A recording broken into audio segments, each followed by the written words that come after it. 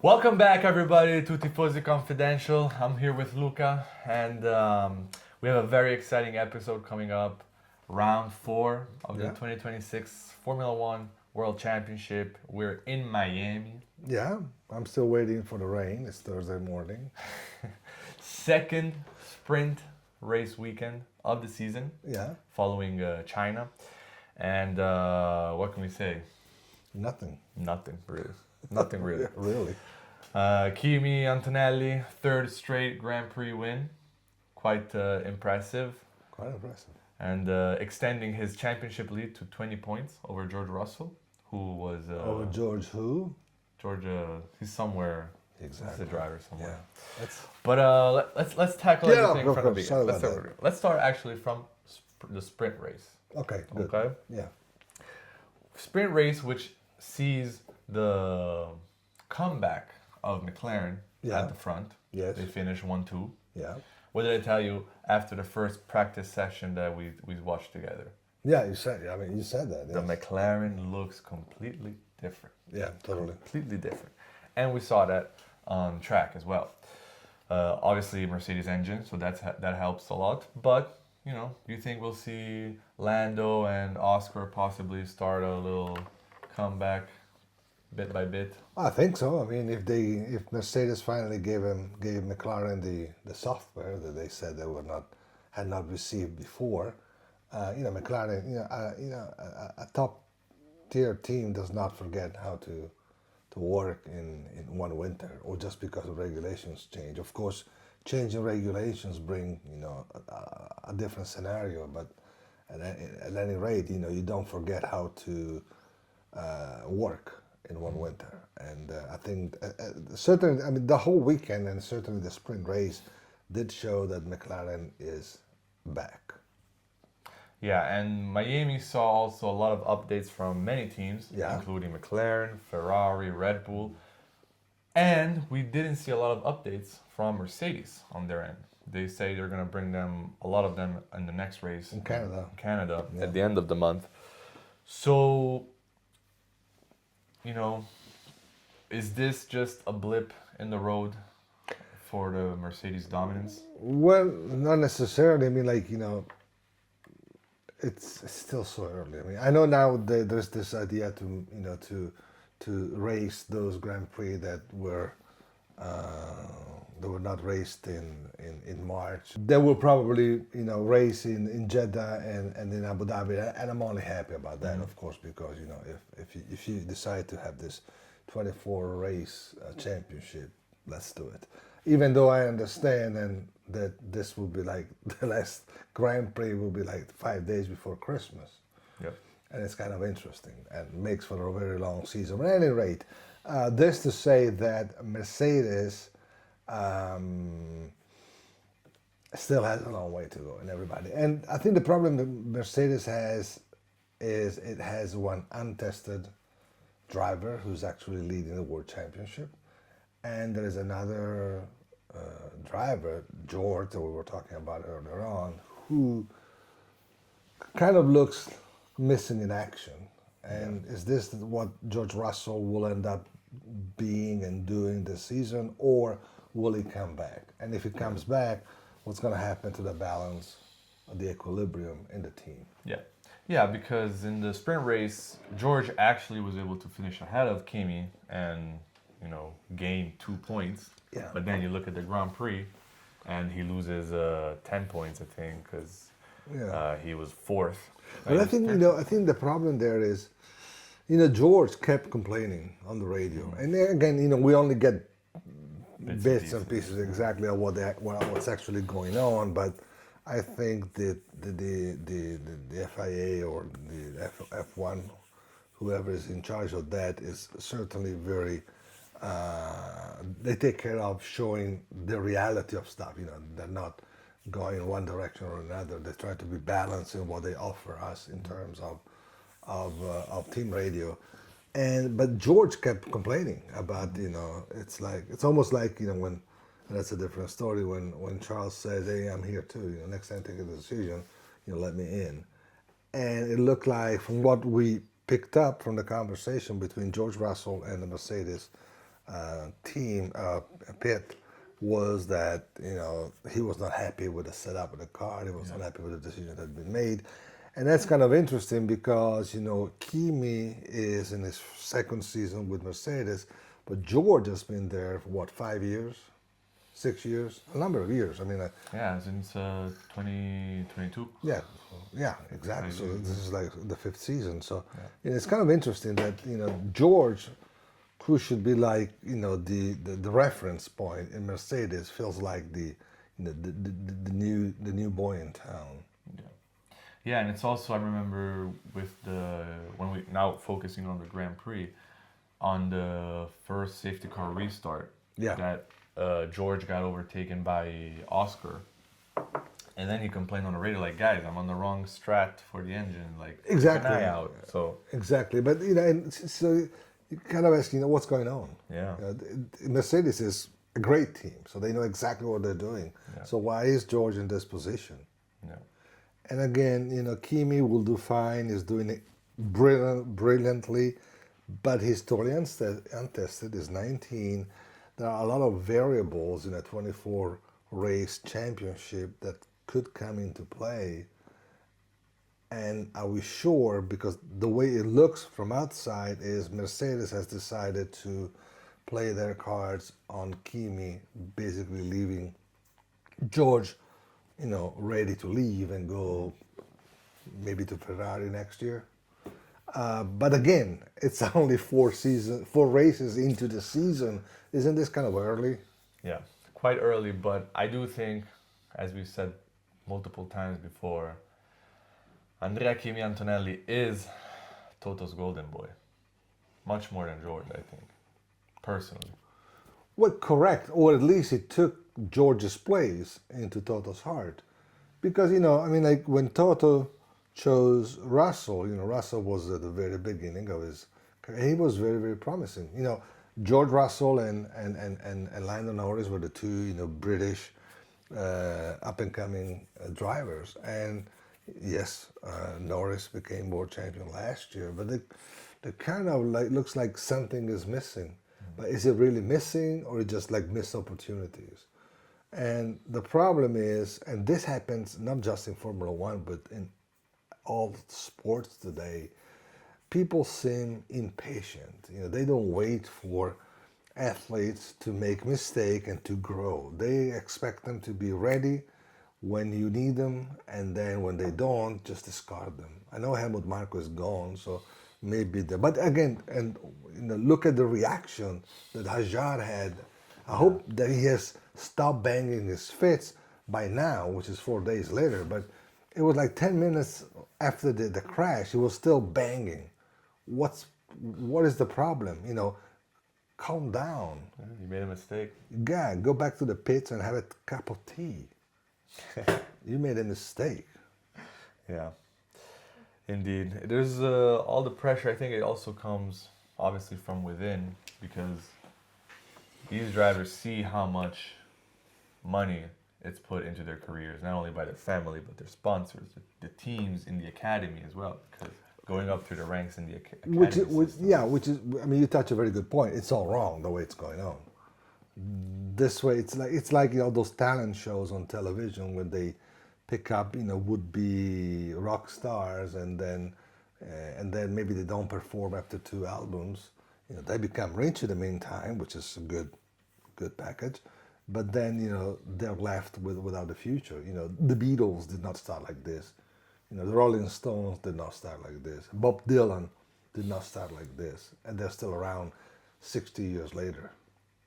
With the exception of course, Max Verstappen and a few others, I don't know how many people how many of these drivers will be remembered 30 years down the road, 40 years, the way we remember Niki Lauda or James Hunt or Jack Brabham or Jim Clark or Fangio and a lot of the others. It looks like they're almost like, I wouldn't say they're like extras in this Formula One, but come on, give them, and I'm also talking to the teams, give these people a chance.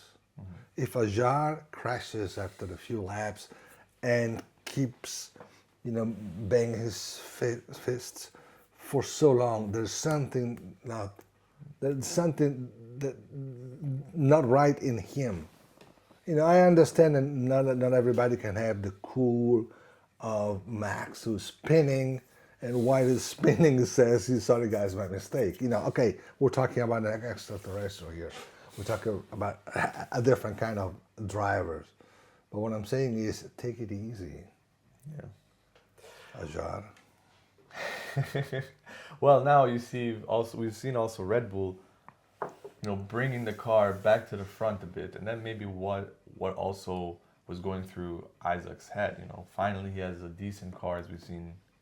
Good pace with Max throughout the whole weekend, and now he's just wasted it on.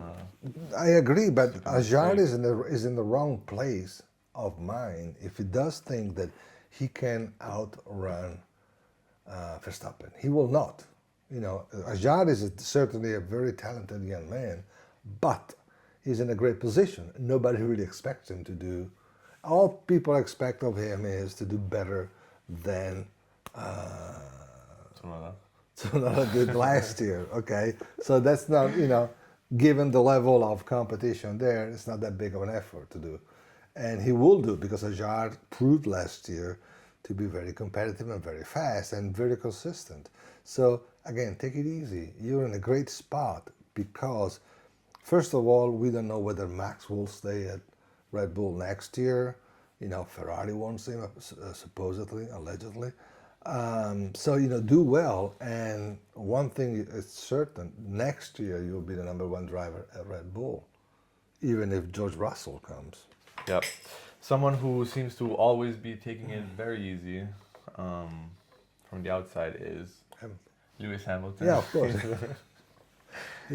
He's there. Yeah, Lewis is there for the ride. I mean, of course, we know that's not the case, of course. But of course, we wish he was there fighting for the lead.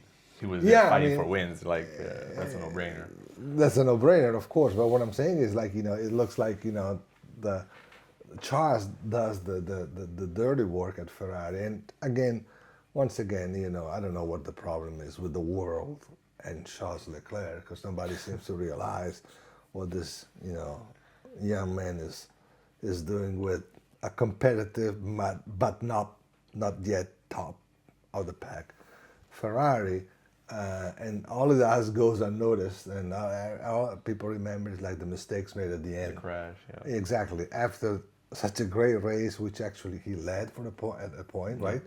And some incredible overtakes. I mean, the start was unbelievable. Oh, yeah, by the way. Max and Kimi both locking up, and him just settling in. Exactly. I mean, and nobody talks about this. There is a problem. I mean, maybe we took everything for granted with Charles. Remember when he came to Ferrari, and by the second race, he basically had overturned the balance of the, and he was racing with Vettel, who was #1 driver at the time. But yeah. So another, I guess. It's not a disappointing performance by Lewis.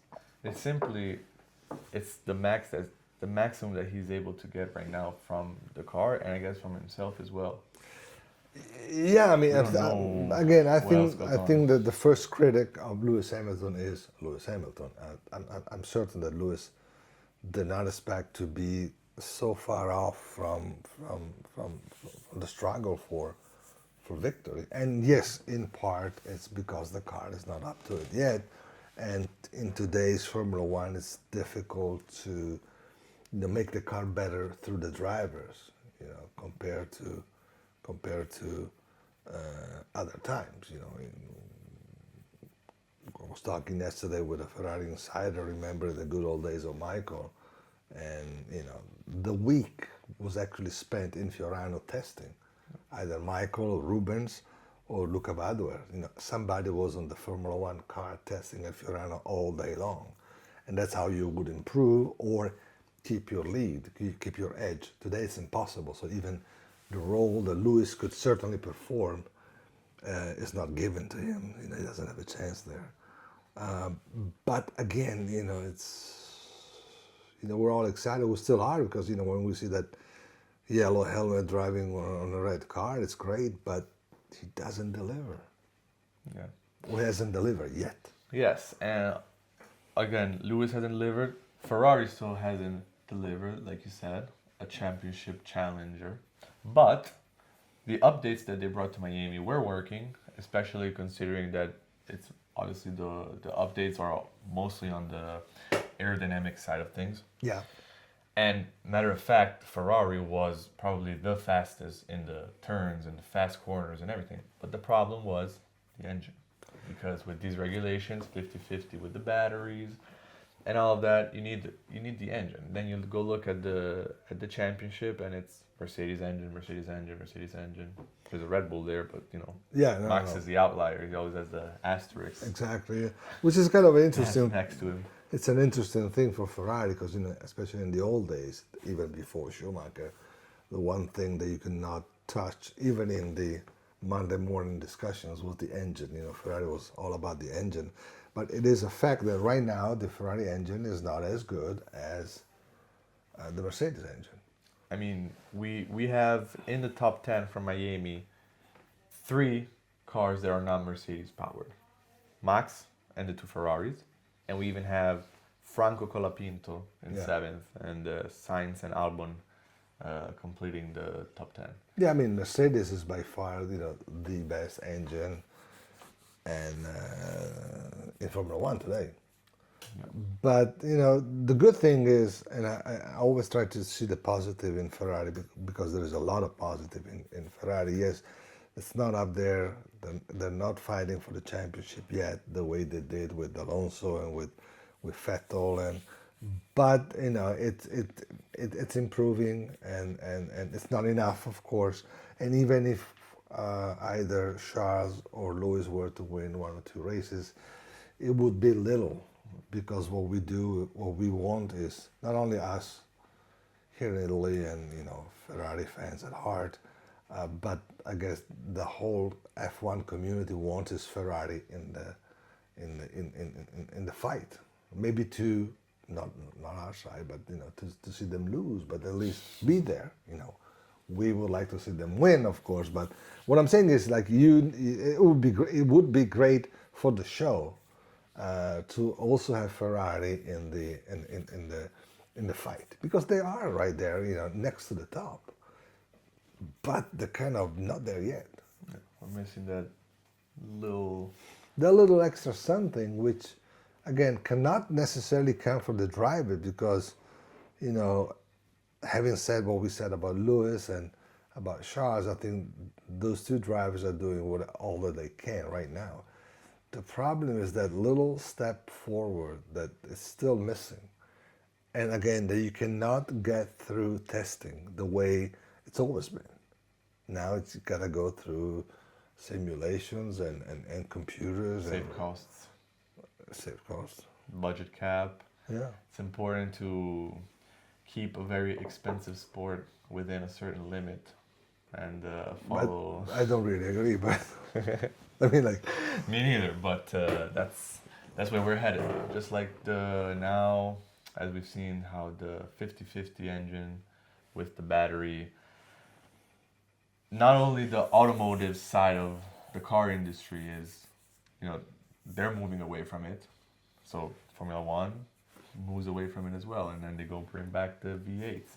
Yeah, only the mayor of Milan has not understood yet that the electric is not a solution for the future. Yeah. Marchione had seen it all along, of course. When F1 went to the hybrid, and then the electric taking more and more space every year, Ferrari was unprepared because Fiat, is behind Ferrari in a very peculiar way, but that's the group that Ferrari kind of today belongs to. More so in the past, had not really developed anything in terms of hybrid and electric. But today, I'm listening to conversations say, when is it possible to come back? Is it possible to change direction actually faster than 2030? Talking about the other day, 2028. 2027, of course, is out of discussion because we are in May to 2026. Yeah. Will 2028 be? The fact is, is it worth it? Like, what, I mean, you cannot go back, of course, now, but why did F1 marry the idea of the electric when every technician in the world, except probably those working for Tesla, if they wanted to bring the paycheck home every month, could tell you that the future at this stage of the technology and the cost involved is not in the electric? Was it really necessary to go that further down?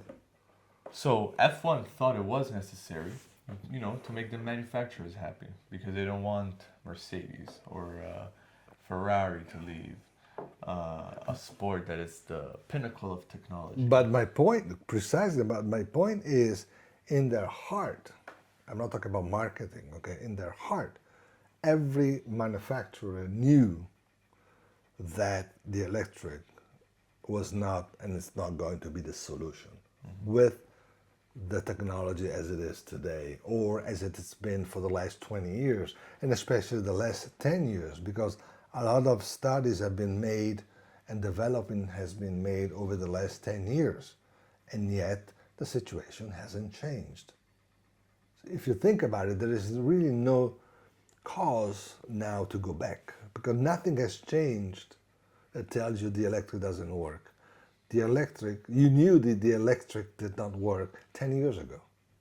Correct. So what I'm talking is just marketing, or, And that's the thing, like, it can work for it could work for road cars. I mean, we see them all the time.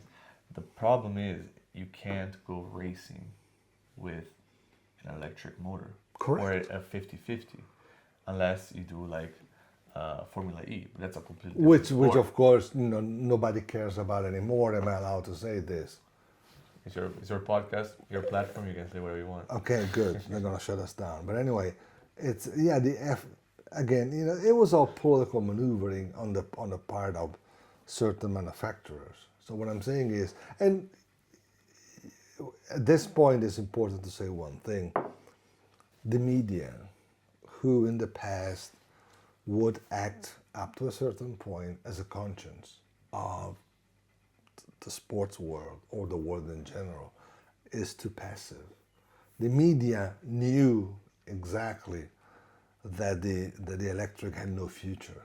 Again, with this technology, which apparently they don't seem to be able to improve.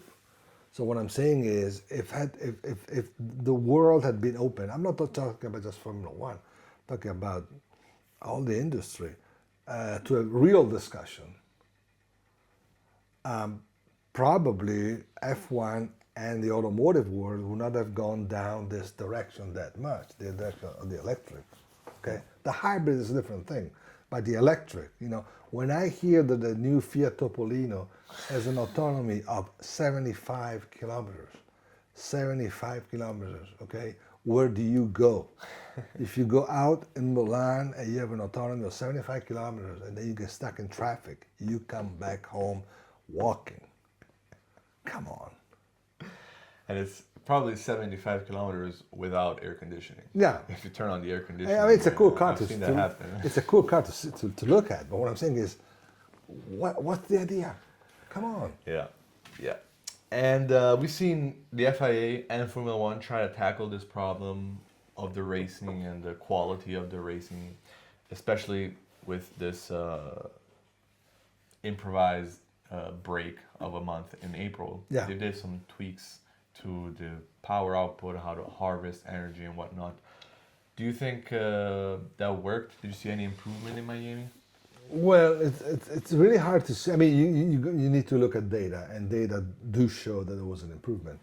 The chaos, however, during the race was incredible. I mean, the problem is that probably it has improved the situation, but what you don't really get to see is when somebody overturns or when somebody makes up ground. Is it him, or is it because the other one is still charging the battery, or still charging the battery while the other guy has as finished doing it.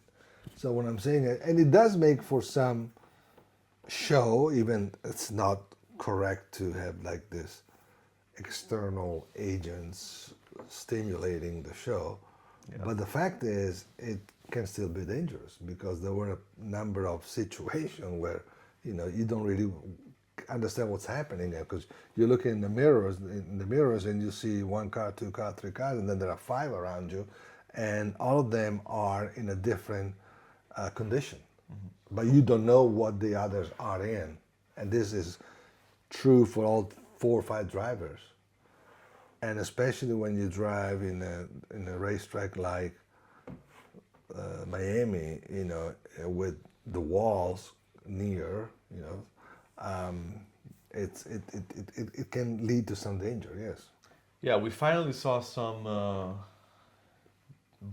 dive bombs from a few drivers, especially Max. Yeah. So that made it entertaining. I remember the first 3 races, we would just see overtakes being done even before the braking zone, sometimes even before the clipping. But what I'm saying is they are, Sorry, that's just to say, in a world where F1 is like this, thank God for Max, because I know, totally. I mean, it's like Max Verstappen is showing that talent still can make up for an entirely competitive car. And, paradoxically, I think he's emerging more as a driver now that is not in the best car than he was when he was winning hands down.